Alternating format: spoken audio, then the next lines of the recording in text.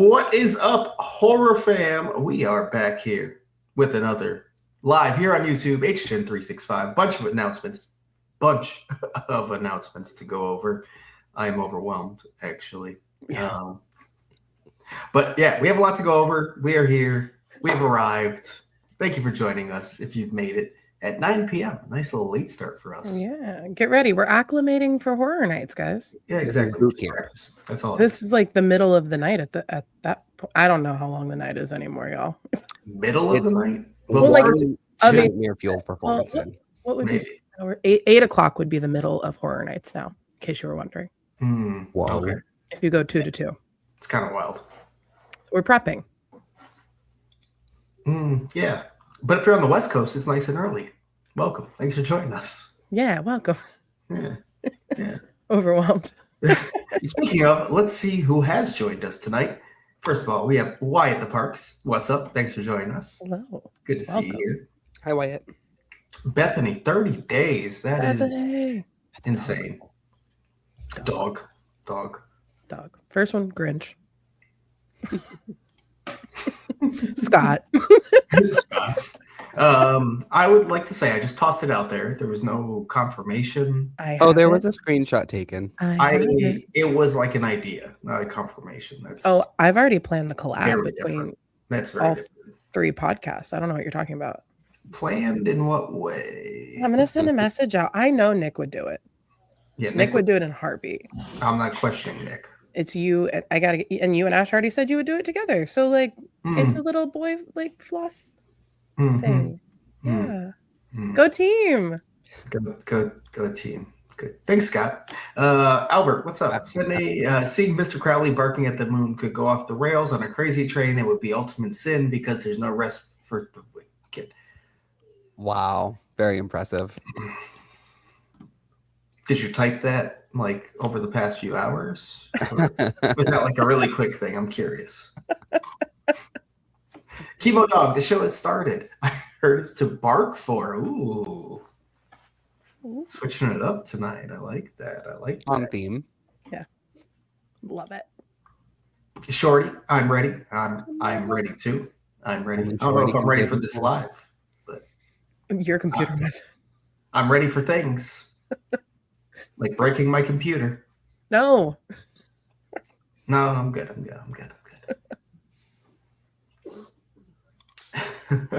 The Drink Right says, we'll reconsider some of our Fortnite views if we get to see that floss off. Only if it's posted publicly to all social media channels. Listen, if it happens, it will be publicly posted. There's no way it wouldn't be. Correct. I've already flossed in the zone, so I bow out gracefully. Thank you. We all got to do it at least once. Do we have to? You can pick a different emote. That is true. I'll do the L. Sure. That makes you feel better. Mary, what's up? Thanks for joining. Mary. Yeah. Ooh, Mary got a song. Mary.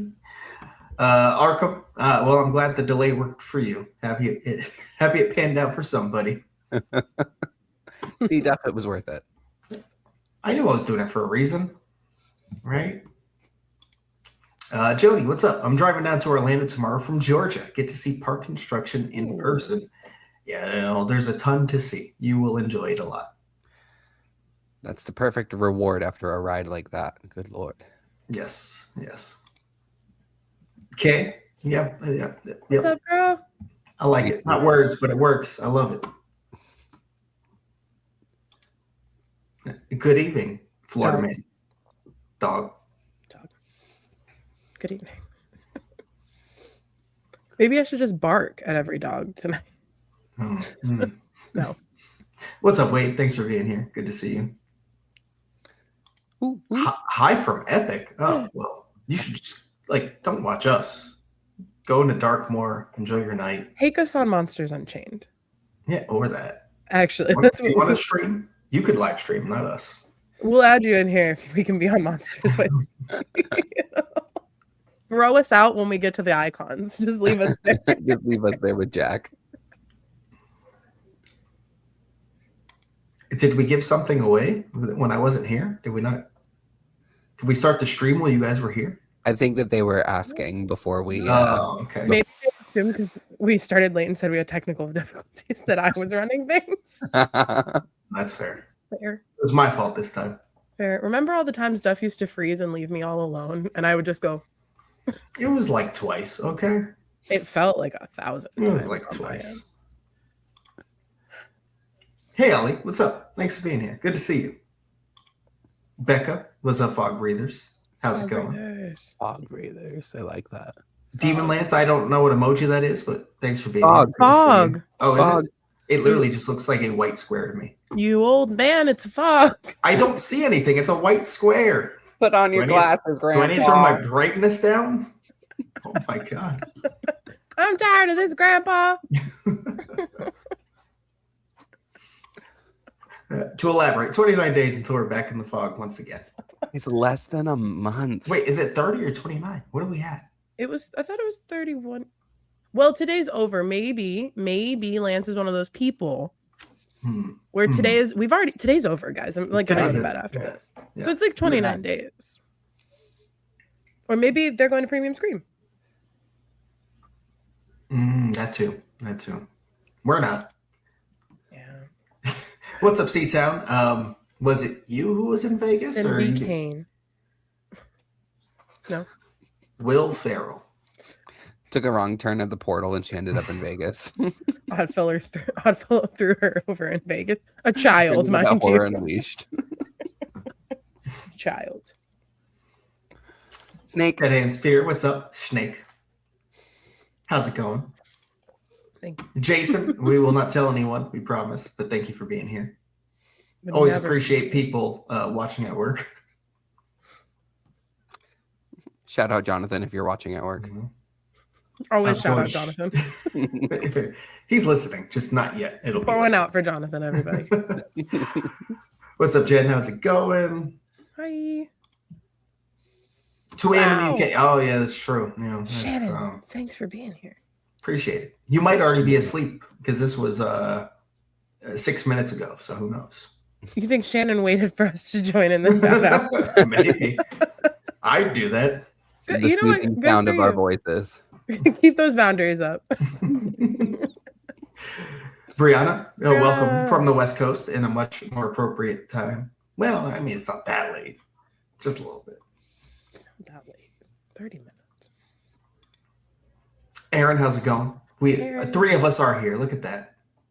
I almost didn't make it, but I made it. The universe tried to make you not. I was trying to make it. It wasn't my fault. Got yeeted from the chat. Child death. The box you opened. Jeez, I can't read. You opened it. We came. Sorry, I'm still not operating. Wow. Great. Oh God. Aquatic Fury. I have a question about Scream Early. Well, guess what? We're gonna go over that soon. Stay tuned. But to answer your question, if you have to leave, no, you don't need Scream Early if you already have a day ticket. We'll tell you that right now. You're good. Don't worry. Legend of Arcade. It's wild because flossing seems to be like the emote everyone goes to, but when I play, it's rarely done. I mean, that's fair. I don't actually play Fortnite. That's just what I think of the game. So, yeah, I don't know what people actually do in the game. Do you guys know what people do? Couldn't tell you, unfortunately. Okay. Well, I did a minor bit of research and watched a couple of not really. I know that there's a storm. And it's like pink or purple. Yeah, that is correct. We did say that if it was announced, we would do a Fortnite playing live stream. So we have to get that set up. Well, yes. Funny, Stay and Scream also said that they wanted to do one, and I don't know how Fortnite works, but is there a way where we could all Fortnite together? I do believe that is part of the game. Could we maybe not podcast versus podcast, because I am the worst person. No, I think the podcast should team up and just all work us against the world. Yes, exactly. Oh, okay. Where you drop in or whatever the thing is. Exactly. We'll get our asses whooped. It'll be great. Can't wait. I'm going to run around screaming. It's going to be a fantastic time. Brady says he's going to give us a Fortnite history lesson, so we're good. Ooh, Brady, I need you to come on TikTok with me and give me the history lesson on our channel. Yeah, we'll take that content. Thank you. I can't give the history lesson. I need help. William, what's up? Thanks for joining us. Good to see you here. Hello. We're not the people to answer that question. I'm not going to lie, but the chat is probably already telling you before I even get to it. So it's like the things that the dances. They gritty, they floss, they rain on me. Yeah, yeah. Doja Cat was there. There's a Doja one? Yeah. Oh. Stay and Scream, you're not late. No. I promise you. We were late. I was the first one here. That's true. I was not. But I was in Stay and Screams live, so. Hey. So was I. There you go. A great time over there. Hydra, what's up? Waza. I know you're so excited for deadest. Duffer. I don't know if to say it with or without commas. Like, how do I? Yeah, you know what I mean? Yeah, that's a good question. I was like, you don't say the comma. Because I know it's like not technically in the key art, but like if you say it, do you use the commas or no commas? Is it dead or deadest? Exactly. Yeah. That's it. I don't know. Triple D. I did see someone make that joke. Or are they three different sentences? Dead, deader, deadest. Oh, yeah. You're onto something. I think you're onto something, Mike. Yeah. That's the tweet we should have sent when his Q&A was up today. Oh, another work watcher. Thanks, Aura, darling. The rebels. We won't tell anyone that's not already here. Yeah. Promise. Our little secret. DC Thrills, what's up? We have not only all 10 houses, we have Ever Scare Zone, we have the street experiences, we have a couple food booths have appeared to give us an idea. Wow. It's like the whole event. Crazy. Wild. Shannon's still here. Shannon is still here. Thanks for still being here. We'll check in on you in 35 minutes and see how you're doing at 3 a.m. Flogging Frog. I think I know that name too. Is that you? Frog is a fantastic. Is that you, Tim? Multiple RIP action going on. Wow. Stay and Scream on in the chat too. My bad. Not the slip. Shh, my bad. Have it.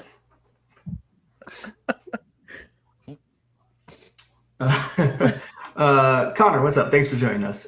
You may cover this later, but we are going to Premium Scream in August. Do you think they open the houses at 2 on Premium Scream? I don't think they open the houses at 2. No, because then they'd have to work that out with daytime guests, and they're not going to do that. Last year for Premium Scream, they did not do Stay and Scream at all. It was just open at 6. So probably. And I'd say with them doing 2 of them, they're probably not doing any Stay and Scream once again. Mm-hmm. But couldn't you definitely not to stay in the park and get a wristband and just hang out? Yes. I thought, you got like a gold wristband. You didn't get access into houses. It wasn't a traditional like Stay and Scream, but you could just stay inside the park if you had daytime admission. Yes. That's true. Yeah. It was the first introduction of that actually with the wristbands. That's right. They made you leave the year before. Sauce Joy, what's up? How's it going? How about red and yellow hair for Icon? So I love that idea, but I fear I would look like Ronald McDonald or like McDonald's. And also, like, I feel like at this point I'm still so committed to the purple green. But the entire park looks like there's going to be UV lights everywhere, so it will be very easy to find me this year because the green side glows. That is true. Everywhere. That is true. Do I remember correctly that your sister is doing red? Is that happening? No. Orange and black. Someone I know is doing red for this even. Maybe it's Bethany. Bethany, if you're in the chat, I think it might be you. I will say, my sister lately, because she has split dye, a lot of listeners have been coming up to her. And you know what? I think that is so funny. But if it's not purple and green, it's not me. That's my slogan right now. That's the signature.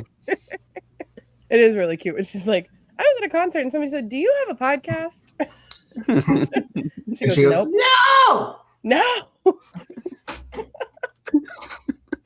So if you ever go up to Jess's sister and it's not Jess and it's her sister, you might get screamed at, by the way. No. Well, that was a good impersonation of my sister. I've heard it a few times. A couple. She'll never see this either, so.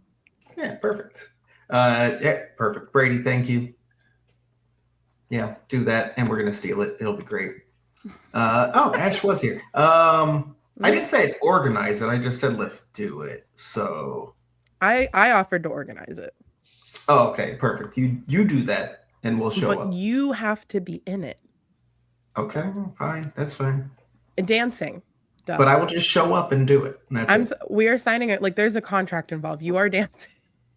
All right. Thank you. This is the darkest deal, and you just signed your contract. It's everything I ever wanted and more. Dancing in Fortnite. And it sounds like Ash is going to be dressing up as the banana. So that's great.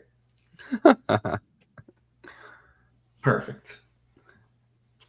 All right, let's see. So many comments, so little time, because we have so much to go over. I think we're basically caught up. People are just chatting and chatting and chatting.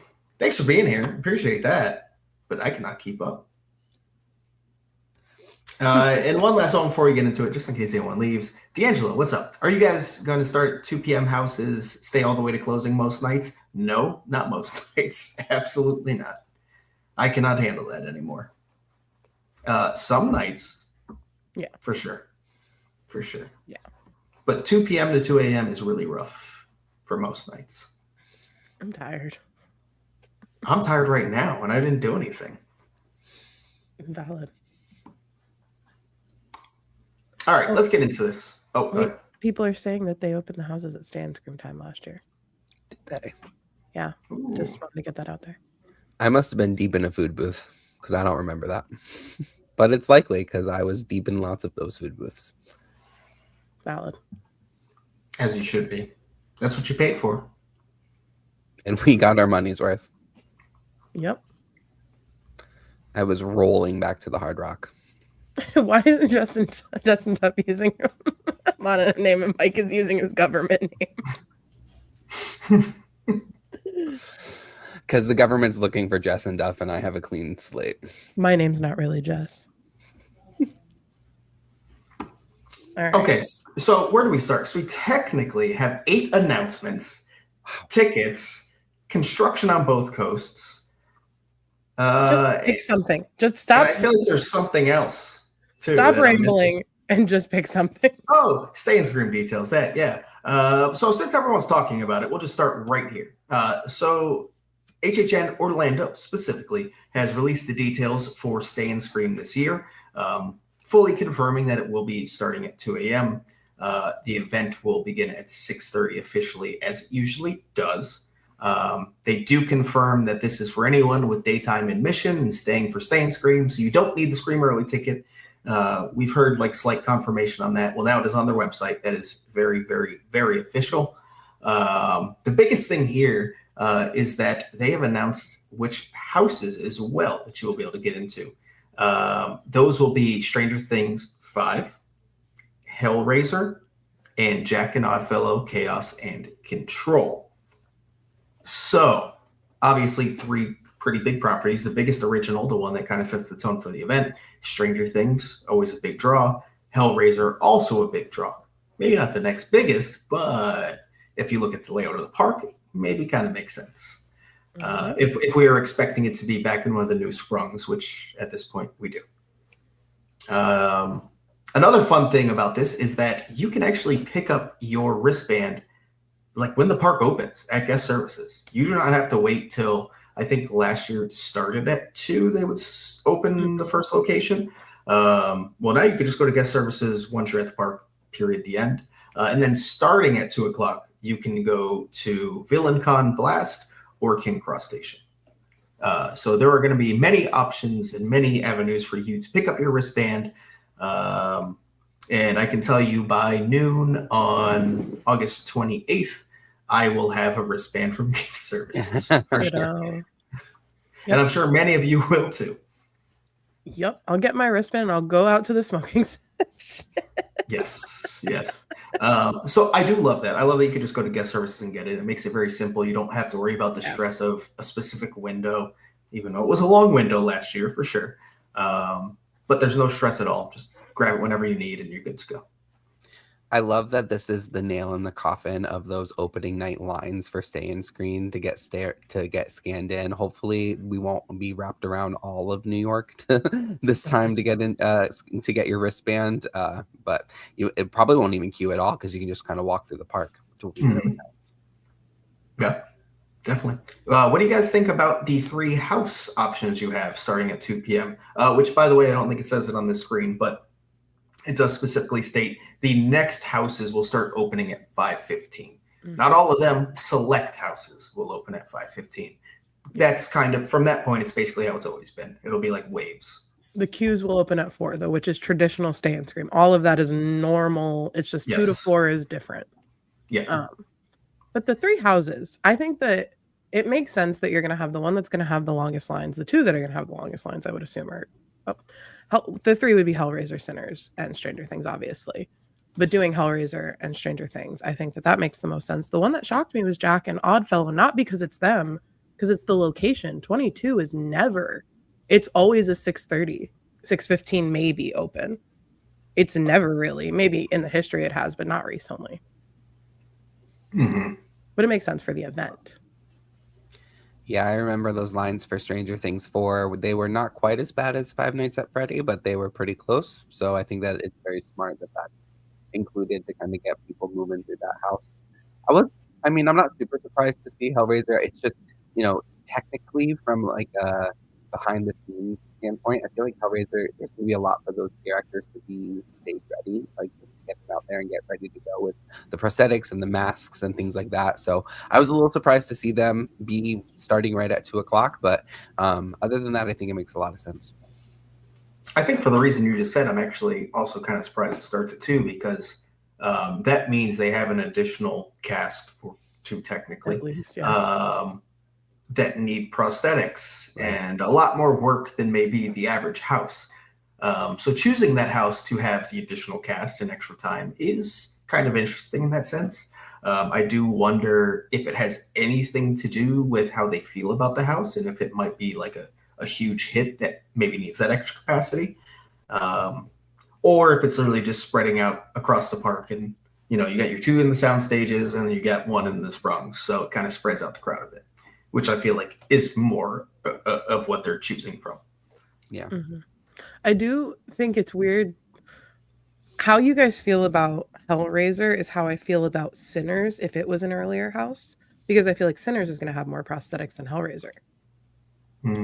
And I think that that's why, because I think that there's more like in between characters, like in between transformations and stuff in Sinners. And we've also seen Hellraiser, at least 6 of the characters are full masks from the UK panel. Like the Cenobites seem to all be full masks, which we'll probably have a couple prosthetics, but it seems like they're going that route maybe because of they're expecting the lines to be super long. So they wanted this to be the 2 p.m. house. So they kind of had to decide to do that. And then, we can't have Sinners also open. So then we can do the prosthetics and Sinners maybe. I don't know. Yeah, that does make sense too. I don't know. I guess we'll see how it all works out. Hopefully, the 2 p.m. houses will be well staffed at 2 p.m. They should be because they have a full cast, from what we know. So yeah, we'll see. I work hard for my adult money, so I'm buying Express and going home by 12. Fair. Yeah, get that. Yeah.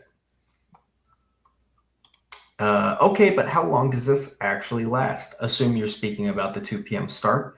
Again, for these 3 houses, as far as we know and have heard, they have hired full cast to fill this. So there are people starting at 2 p.m., working and getting off at like 8, 9 p.m. rather than a full night. So as long as those casts don't like fully disappear, it's going to be all season. That's for sure. And I with them making it official, I don't see them making a change anyways.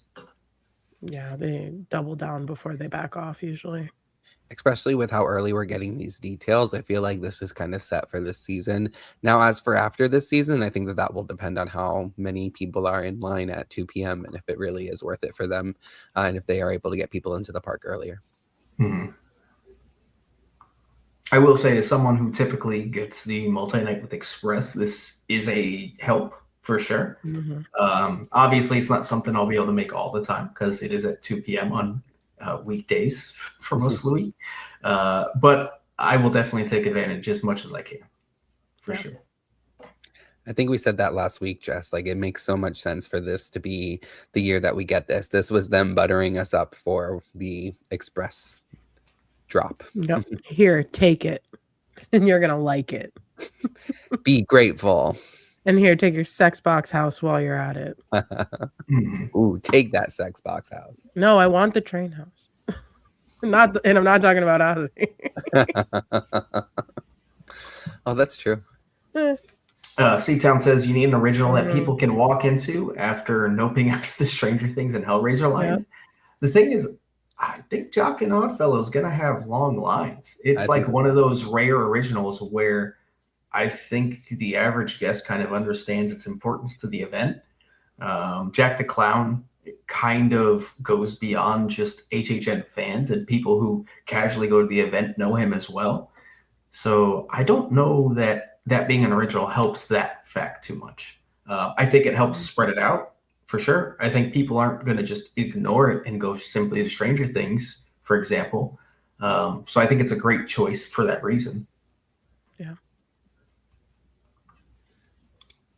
What happens with an opening ceremony if they open up the house at 2 p.m.? Same thing they always do for Stay and Scream. Because Stay and Scream always starts earlier. The houses would open by 5:15, and they'd still do their opening ceremony at 6 to 6:30, depending on if they can clear out the park and stuff in time. And if you're already in the park, you'll just make your way to the front for it if you want to see it.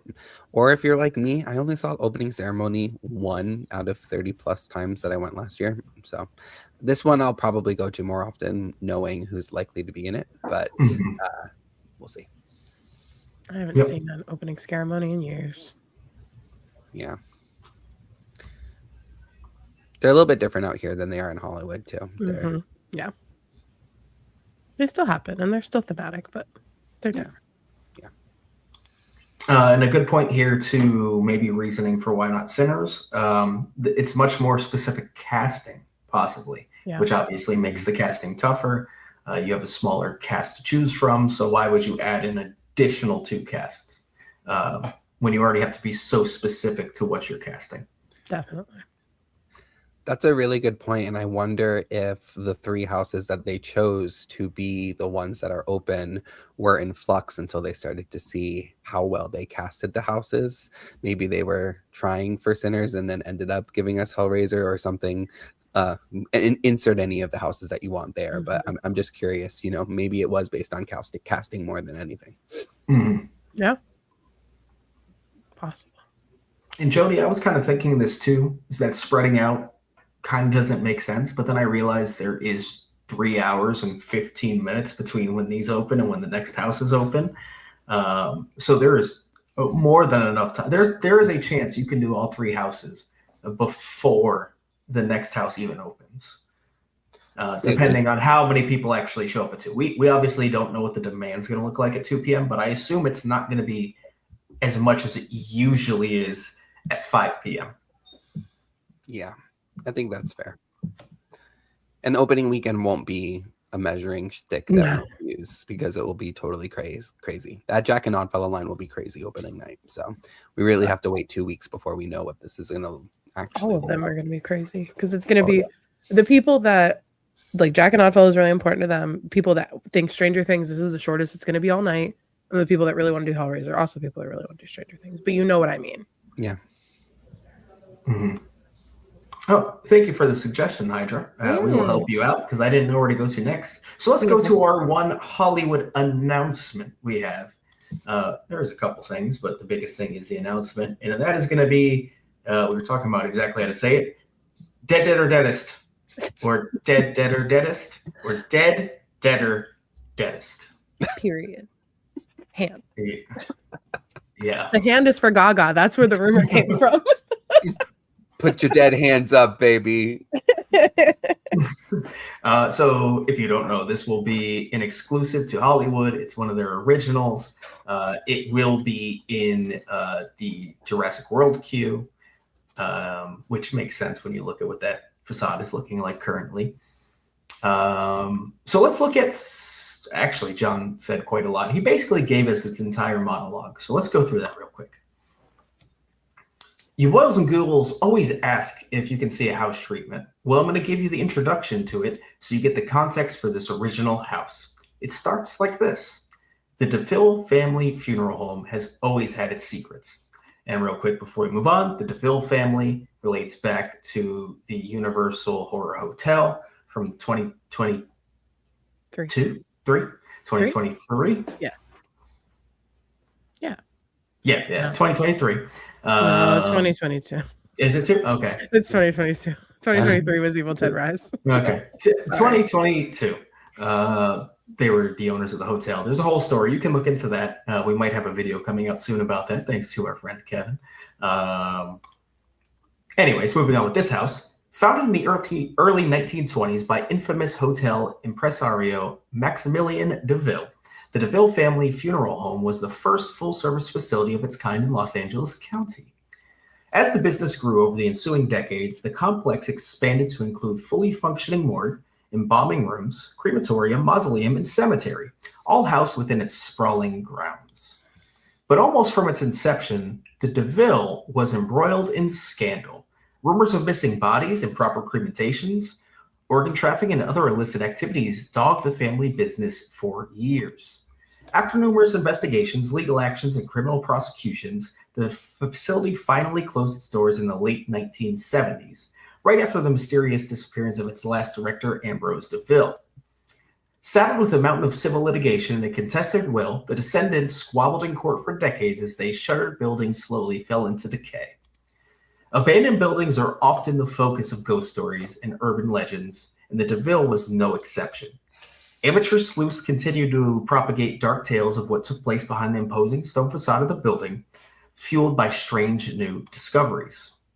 Shortly before his disappearance, Ambrose DeVille had tried unsuccessfully to patent a new drug called Ambertox, which we claim could restore the life features to deceased without the laborious cost of embalming.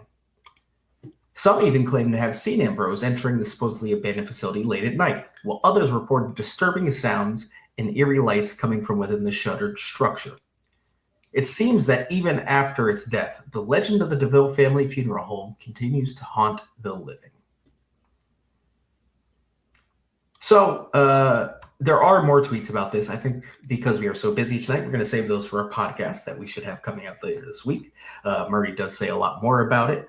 But basically, this is going to be a reanimated corpses type house. Very simply put, there are zombies. Yeah.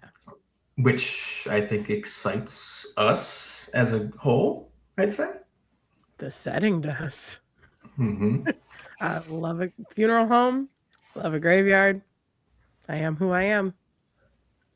I'm very excited, and I like when Murdy does originals that he fully comes up with no other input, or like when Murdy really cooks. Like, I can give him credit. Like, I love Dead Exposure. It was not a Dead Exposure Orlando, related thing, and that's okay. I do see a comment started, so I'm gonna hold off on what I want to say about anything else that's related to graveyards. But yeah, I really like this concept. I think it's a unique take on lore that already exists, and I love when HHN does lore, including Hollywood. Mm-hmm. Yeah, I was thinking, about how we talk all the time for the Orlando creatives about how when they are excited, we should be excited. And I think that this is a good example of that for Murdy. He seems to be excited about it. It seems to be the one that he poured some love into this year. And that should translate into a good house for us, a good product for us. So I'm excited to see what it becomes. Mm-hmm. Yeah. Definitely. This house sounds really cool. Shame it has an awful name. I might be on the outside here, but I don't hate the name. It's a little goofy, and that's okay to me, to be honest. Okay, I'll take that. It doesn't have a Z, so I'll take it. No, that too. Well, it would have to be dead is the. Deadzist. I don't know. It kind of fits with the key art too. It's a little campy, kind of zombie-ish, and that's kind of how I expect the house to be. I think John does a good job of meshing like light camp into like an actually scary, intense house, and it's kind of giving me that vibe for sure. Yeah. Excited to see what it is. Let's see here. It's funny how it started as a quick change due to them losing Evil Dead Rise IP. Now DeVille is getting a sequel house. I know. Yeah, it's I liked Horror Hotel. Impressive. I liked it more than Evil Dead Rise. Okay, you say that every time, and I don't think that sounds like a compliment. I liked Horror Hotel. No, I did too. More than qualification. It's not a but. It's saying that I think they did better with the replacement rather than what it was literally built to be. Sounds like there's like a contingency No. on the back end when you talk about it. I'm trying to say it's impressive that like it was built to be one thing and what they replaced it with is even better. Fine. Even though it literally used the same sets, same animatronics, hydraulics. Yeah. Dead. Scott says, This is my I prefer favorite this thing. story. This year on Triple D, Guy Tedieri takes you on a tour of the funeral home where every dish is served cold and every guest is on the menu. That's like actually like a Hollow Scream house description. Tell me I'm wrong. Hollow Scream would get Guy Fieri to host it. No, Guy Fieri, he would never. Standard. No, I'm kidding. I'm not shitting on Hollow Scream. And Jess, I think you were alluding to this comment earlier with team and graveyard games, which I don't want to fully argue with you, but I think we do have to argue with you. But I'm going to let Jess take it because I think she wanted to get into this. It's a setting. That's all it is. It's a graveyard. It's a funeral home. And this is comparing apples to passion fruit. Like, not even to oranges. Like, it's just saying it's a setting. It's like saying that, I don't know, every Stranger Things house, well, that is the same because they're all in Hawkins. But you know what I mean? Like, graveyard games is so much more than that. There's so much more nuance to that story. It's not just about the graveyard, where this also seems to be not just about the funeral home. I would compare this more to like Timu Scream House before I would say Timu Graveyard Games. Honestly. Yes. I think honestly, more appropriately is saying, I'm looking for who said it. Someone said Grave of Flesh, and I think that is closer for sure. Yeah, good Grave point. of Flesh too. Good point. I don't know. Ever since Scott said Triple D, all I can think about is triple dippers from Chili's. So Deader. Can we okay, so here's what we need to do when we go to Hollywood. You know how Guy Fieri in the intro is always in his like car and they're driving next to him? So we get a scooter. We get 2 scooters. And one of us, it can be whoever was really passionate about this, is Guy Fieri, and the other one's filming. And we're going on the way, and it's like, welcome back to Deader and Dennis. I'm your host, Duff. And tonight we're it has to be Duff because he has the D name, and we absolutely have to get the highlights wig. the spiky tips. Guy DeFerry. Ooh, Guy DeFerry. Also, your name is Duff, so it would go with Dead or Deadest, like Mike said. No. So Duff DeFieri. DeFieri. It's a working title. We got something here, guys. We're gonna workshop this. Keep your eyes on our socials. Wait, no, we have the best idea. Do it on Hollywood Drift. We get meta glasses. I sit next to you on Hollywood Drift, and I just look at you the whole time as you're screaming. Well, meta glasses just entered the budget, so if you guys could give this video a like, if you could give everyone a subscribe to us on all of our channels. Joke's on you. Duff is usually unenthused about my ideas or Mike's. That's not true. Duff likes my ideas. I got him in a wig. You did get him to wear a wig multiple times? I didn't say I liked that one, but okay. It was good. Kimo Dog says, give me a DeVille as spooky as groundskeeper and I'll be sold. There was a spooky groundskeeper in Graveyard or not Graveyard Games, Grave of Flesh. Maybe he would be him in Hollywood. Grave of Flesh too. It is the Grave of Flesh sequel. Look at that. Hydra says it's his most anticipated house. Wow. Look at that. Big praise. I get it for Hollywood specifically. Rude. That wasn't rude. It was honest. I guess it's good for Hollywood. Saying Duff Fury. I'm still thinking about triple diapers. Oh.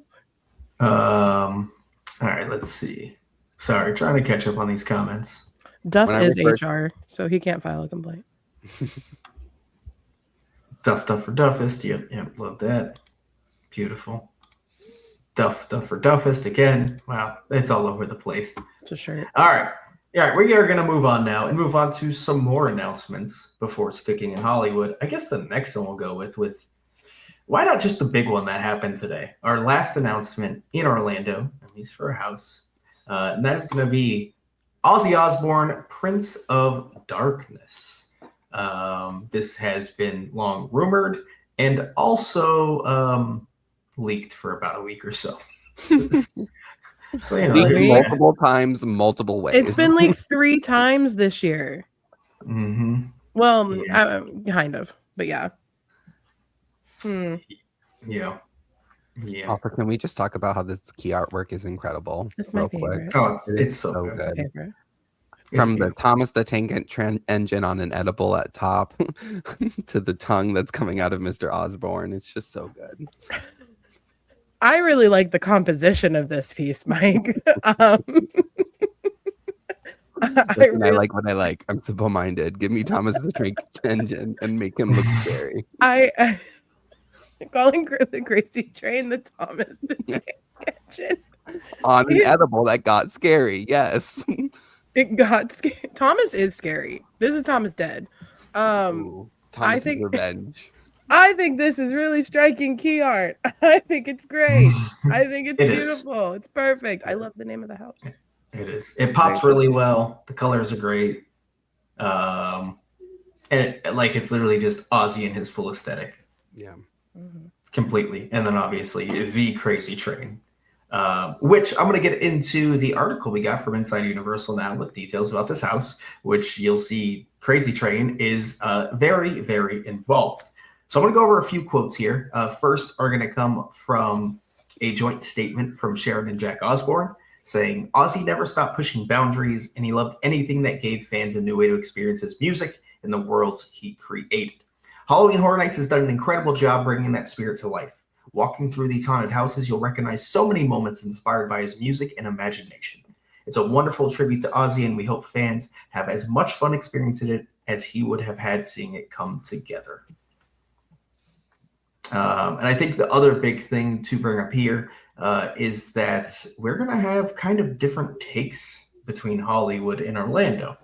Similar places you see, obviously, but we're going to start over in Hollywood, where it says the haunted house transports fans to where it all began, in Birmingham, England, home to John Michael Ozzy Osbourne, starting with Crazy Train. Ozzy Osbourne's most famous song, guests will travel through time from his early childhood to the Osbourne Asylum, inspired by his iconic album Diary of a Madman. As they weave through the decades, the unique iterations of Ozzy's persona will come to life, from Madman Ozzy and Werewolf Ozzy to the Prince of Darkness, the moniker he earned in the 1970s. Now, in Universal Orlando, guests will venture through ancient ruins and foreboding dungeons before boarding the Crazy Train for a twisted ride into a realm inspired by the covers of his fan favorite albums, Diary of a Madman, Bark at the Moon, The Ultimate Sin, and Black Rain. Ruled by the Prince of Darkness, this fantastical world draws from the heavier sound and sinister imagery that defined the later years of Ozzy's career, transforming that creative evolution into a horrific journey through his unmistakably twisted imagination. So it does sound like obviously they're going to hit some similar notes. You kind of have to, but they are really going different directions with this a bit. But they both kind of kick off with the Crazy Train in a way. Not immediately, but shortly after. It makes sense. Mm-hmm. We knew we'd get that. We knew we'd get it. Yeah, his biggest song, ever. So, it makes sense. Mm-hmm. Now, before we even get into our opinions, which I know there are some for sure, there's more to hear from. Actually, let's skip past this real quick and go to some tweets. First from Mike Aiello. He doesn't have too much to say other than truly ecstatic this has happened. He isn't directly working on this one. He's not really doing that for most houses, so he's just happy to be here. However, Ramon Paradoa says, this house, y'all, I hope you're ready. Charles Gray and Nick Collins have poured so much passion, love, and respect into this experience. It's going to be truly special. And then Jordan Hill, who is the head of the media for HHN. This house is so badass. With IPs, we're often recreating scenes to visual source material, which I'm always proud of. But this has been refreshing.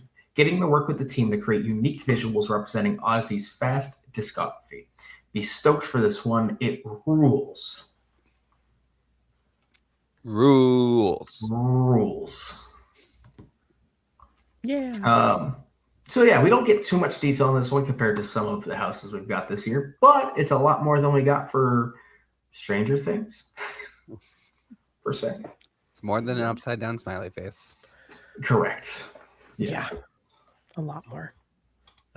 So before we move on to what came with this announcement, what do we think about the house itself and what we're going to get, whether that's Orlando or Hollywood or both?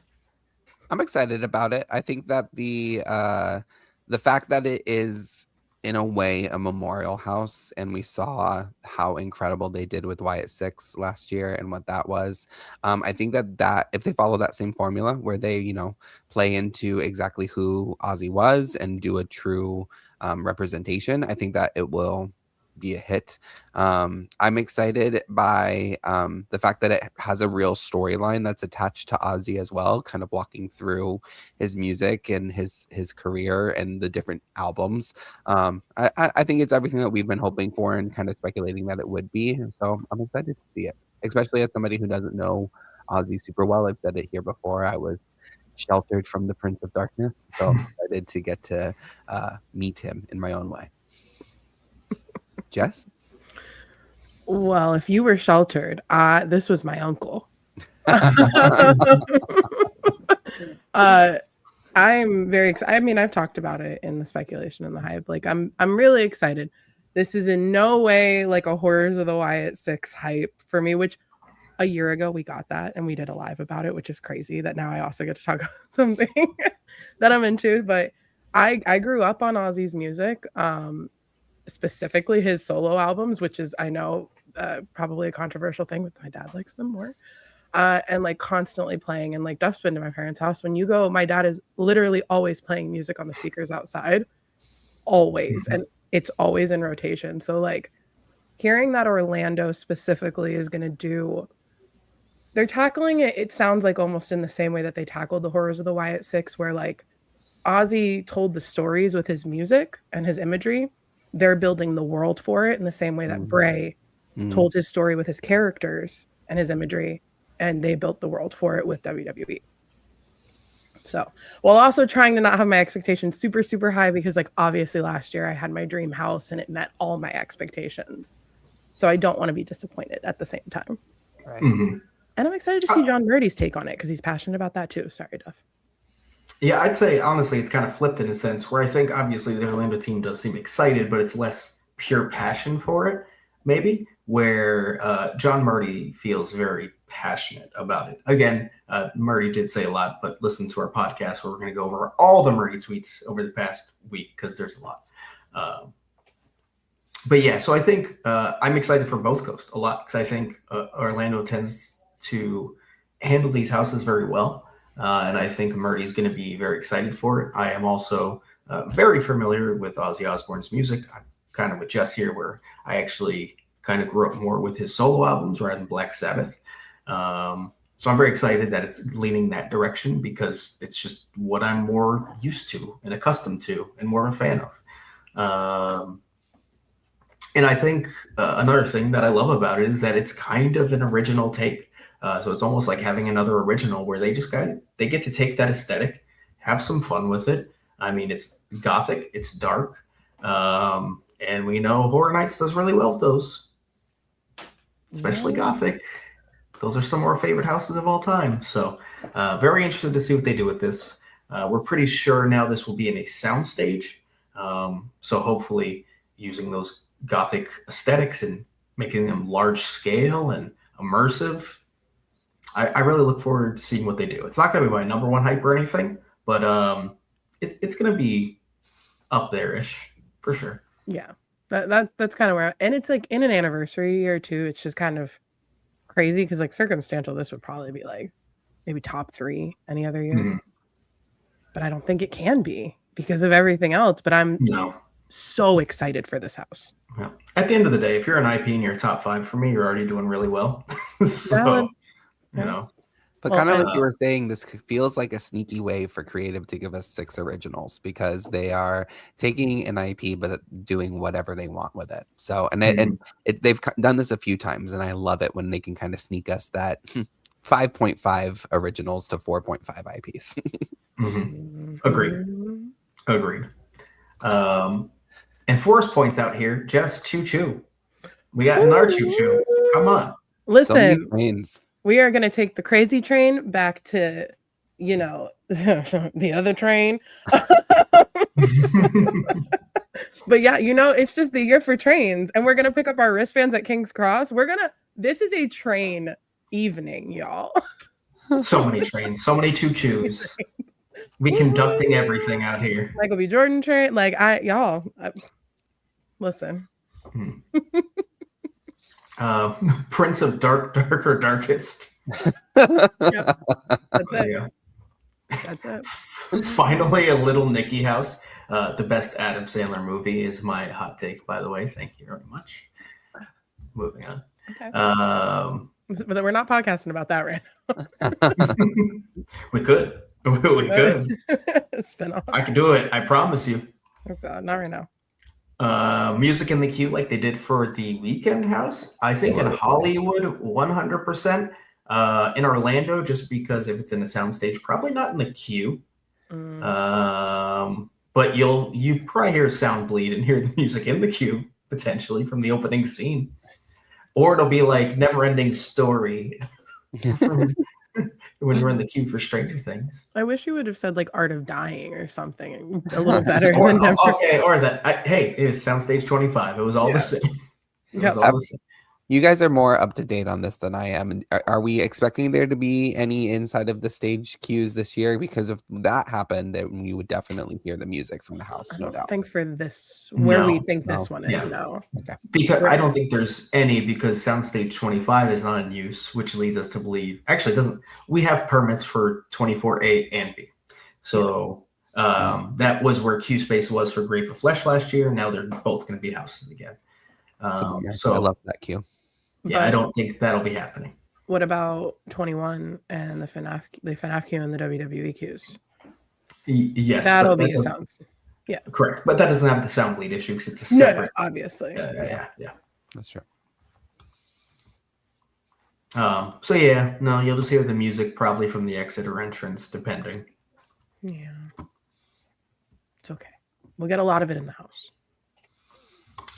Chemodog says, I never knew about Ozzy's work, yet still this gave me tears. Ooh. The video was really good. It was really cool. It gave me chills. It was the best ad or best trailer for the house they've done by far. And it's not even close. If you haven't seen it, it's like the, what's that game called with the hammer and you like test your strength? Yeah. It was that with Prince of Darkness on the top and it gets hit and then it reveals basically him on his throne. It was the best of the games they've done by far. Yeah. With Hellraiser close second. I like Hellraisers too. I agree. Really good.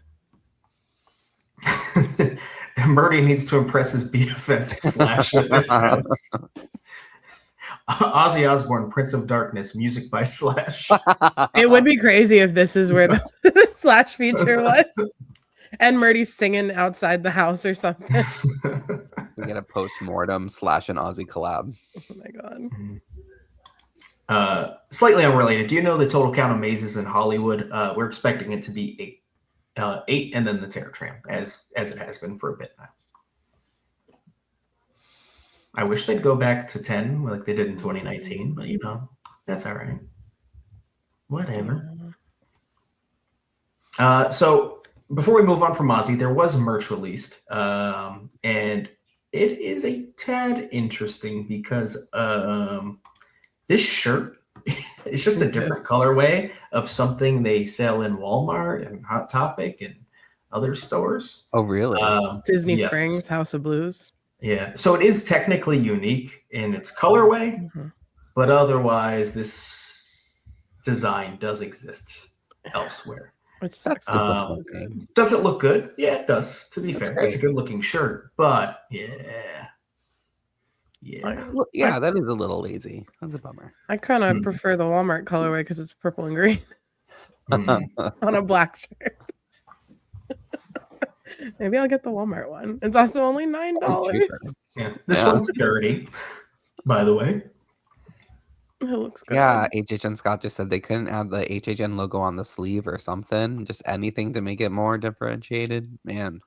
Funnily enough, I wonder if it's like literally they couldn't add the HHN logo to the sleeve. Maybe, yeah. They might be restricted. I mean, I guess we're gonna find out as the season comes along, but I do wonder. We do have IPs where they cannot slap their logo on certain properties, or that logo cannot be shared with a shirt of anything else. I do wonder if maybe Ozzy is one of those properties. Oh, not on the house shirt.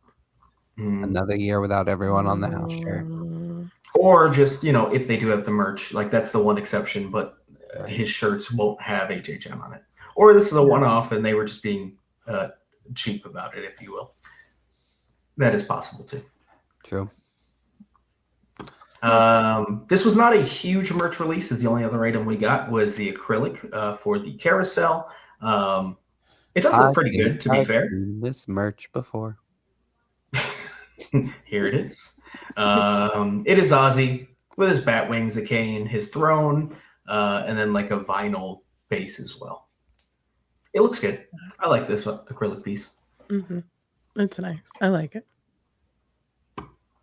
It's better the first time I saw it.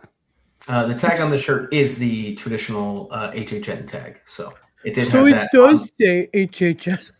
Inside the neck is different. Okay, very different. It says it. Grasshopper. Seems familiar. Like I saw this days ago. My favorite was people going, "Is this AI?" And me going, "That's very obviously the actual thing." Like, guys. If you were watching the Hotline stream last night, they were like, if this is AI, we're fucking doomed. We're done. We are done. Which is true. Yeah, that would have been very convincing to a very disturbing extent. Yeah. But yeah, I also this is from SoCalorific. This is a Hollywood exclusive so far. This does not appear in Orlando, but it's a notebook with that shirt design as well. What do you want to bet this wasn't supposed to get set out either? I like it. Just made Jess laugh. Because of what I said earlier about it privately in our chat. I'll say it here. I said, do you think that John Murdy requested this specifically from the merch team so he could write his house treatment ideas down in it? Hey, Slash, do you like this house treatment? Let me open it from the front. Oh, sorry. You're on the back. Look, I put your picture back here.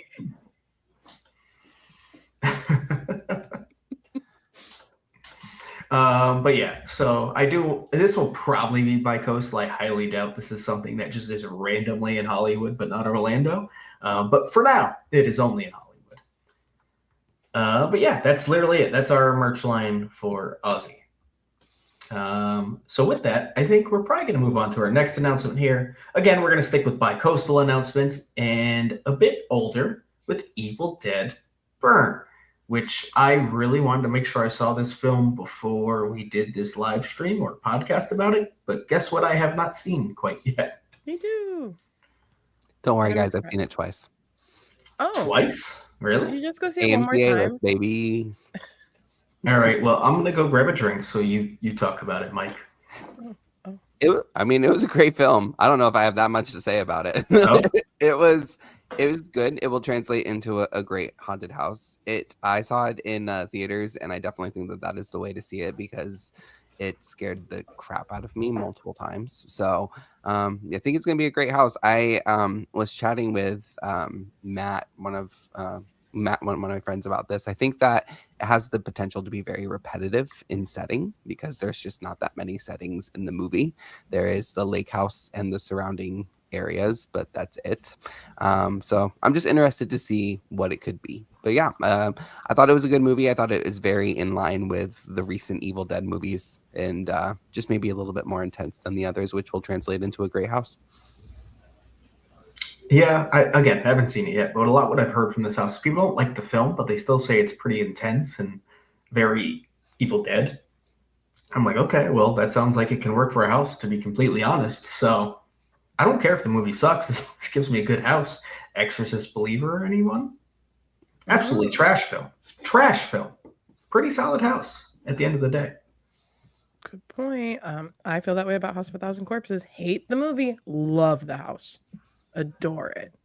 So that's a good point. I haven't seen the film yet, like I said, though. So I'm also a House of a Thousand Corpses hater as a film, but really enjoyed the house. Yes.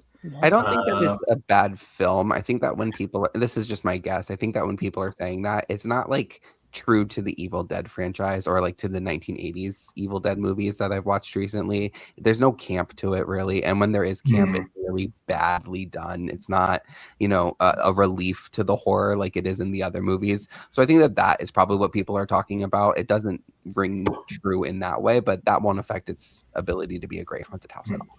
So it's more akin to like the original or the 2013 remake than like Army of Darkness. Yes. Yeah. That's probably a good analysis.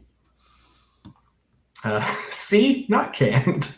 Which, if you don't know, that was a huge rumor for a while. Which I'd like to say we did not buy into. We never told you that, guys. So just remember that we didn't say that. But it was horror too. But yeah, it was a huge rumor for a while, about probably just a few weeks, I guess, and it has been officially announced. It is coming to both coasts, Orlando and Hollywood. Dog lovers beware. Listen. This is why I go on doesthedogdie.com. So I am already well aware before I have seen the film. And I don't care if it's a spoiler. I'm warning you all now. If something happens to a dog, and apparently it's like very, very aggressive. I would say multiple somethings happen to the dog without putting too many things away, giving too many things away. So yeah, it is a lot. Yeah. No thanks. I mean, I'll still watch it, but at least I'm prepared. Yeah. Close my eyes.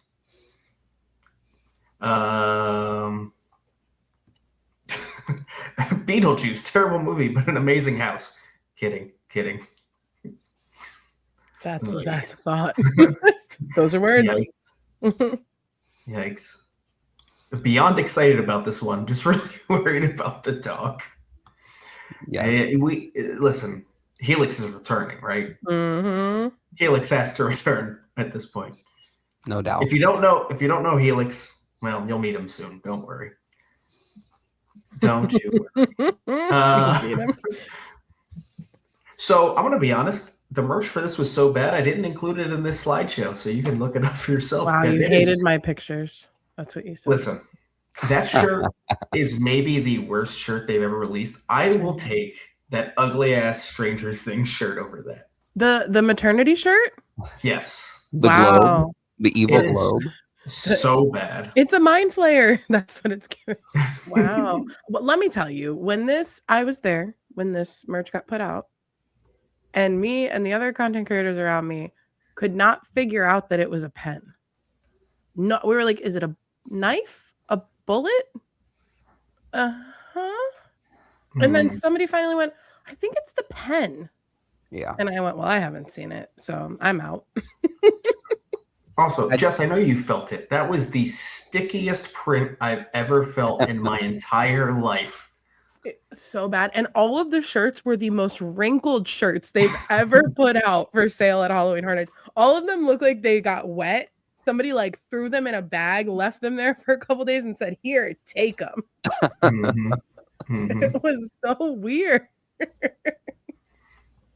Now, before we move on, it's still crazy that the dog is on the carousel. Crazy. Where is he? It's crazy. Do I not have I cannot believe it. Why are you going to show me the dog you murder? Right. Oh, I Hey, put the you dog remember on the most carousel. traumatizing part of this movie? Let's put it on merch. And I'm not really spoiling things. I haven't seen the film. I just know the dog dies. My sister told me about it. Brianna, that's unfortunately Helix that we're referring to. Orlando just keeps killing dogs in originals. They won't stop. And they keep pissing people off to the point where, like, in 2019, he was stuck in a door and they had the whining sound. Like, I'm not laughing because, like, it really, I understand. That's Like, true. I'm like Duff. I don't want to watch the animal abuse. Like, but it was like the reaction to the dog whining noise and the Helix, the half dog that was stuck in the door. And then he was back in triplets and everybody was freaking out. And I was like, oh my God, it's 2019 all over again. Yeah. Except at that point, I was like, oh, Helix, I'm happy to see you again, bud. I feel like it was worse the second time. No, Depths of Fear was a lot worse. The sound was worse, but not split in half and whining. He was split in half in triplets. Yeah, and but gutted. We watched the door like split him in. It's a little different, you know what I mean? I don't know. We didn't watch it happen. Anyway, Tomato. all right, we are moving on. There's some details about this house. Ramon Paradoa says, oh, that's not Fortnitemares. Honored to be working as the show director and writer of Evil Dead Burn Haunted House at HHN 35. The Evil Dead series has always been one of my favorite franchises in horror, and the great Sam Raimi has been one of my heroes since I was a kid. Another dream come true. My scenic design partner, Manuel Cordero, and I swung for the fences on this one. Additionally, we collaborated with our tech teams to achieve some really cool effects here to fully immerse guests in the hellish chaos of a Deadite possession. Jordan Hill, who we talked about earlier, looking at you. For our 35th anniversary, the Book of the Dead has been reopened, and I couldn't be more thrilled. In the words of Thaya, cheers to your perfect family. So I will say, I do not mind that Ramon is the show director for this house. I could see him having a lot of fun with something like this. Again, not having seen the film quite yet. My one question is Ramon sleeping this year? Like, it seems like he has his hand in every single house in some way this year. I know that's not true, but he's overworked this year. Yeah. Because he has Sinners. He has Evil Dead Burn. He has, what's the other house? Blood and Guts. Blood and Guts. He has Fortnite. Downtown Clowntown. Fortnite. Yep. And Fortnite. Fortnite. Yeah. Yep. I'm sure that there's an original that he's involved in that we're forgetting, but I feel like there's one more. But yeah, he's been doing a lot. Yeah. Mm-hmm. Future face of the event. Pretty much. Love to see it. I'm excited to see this take on. I also just want to mention, while we have it right in front of our faces, that I was very disappointed that this is the only IP that didn't get the Billy the Butcher treatment on the key art. Mm-hmm. Yep. I'm sure that it has to do with the fact that it is currently in theaters and that they want the advertising to match. And sure, I can understand that from a business point, but it was a bummer. Yeah. Almost definitely why. Yeah, I'd assume so. It sucked, but I get it. Jack and Oddfellow is Charles Gray. Yeah. Swinging his feet at MegaCon. Knowing he was sitting on Ozzy too. All right, so we're going to make this kind of a not downward trend, but we're going to move through like the levels here. We've done 2 house announcements we have. So now, or the 3 house announcements we have. So now let's move over to our scare zones we have to cover. We're going to start with everyone's most anticipated Fortnitemares, which I will give them credit. This key art's kind of cool. So good. Not going to lie. Credit where it's due. Good key art. Good key art. And this was announced for both Orlando and Hollywood. Although in Hollywood, was it fair? What did they say exactly? They said something slightly different, but whatever. Anyways, it's in Orlando and Hollywood. In Orlando, this will be Central Park, scare zone location. Yeah. Fortnitemares. I feel like we don't have to say too much because we've talked enough shit about this property. I know I have something to say. Okay. The floor is yours. And I feel like I'm going to surprise some people. Maybe not. I don't know. Because this wasn't out when we podcasted, right? This is the first time we're talking about it. Yes. So, I know I was hard on it before. I am not the most hyped for this, but I'm actually feeling more optimistic about it lately. And for me, it's like seeing the construction, dabbled in like doing a little bit of research and like looking up some videos and stuff and like trying to learn. Haven't touched it yet. I haven't tried to play it. I said I wasn't until we do the live stream.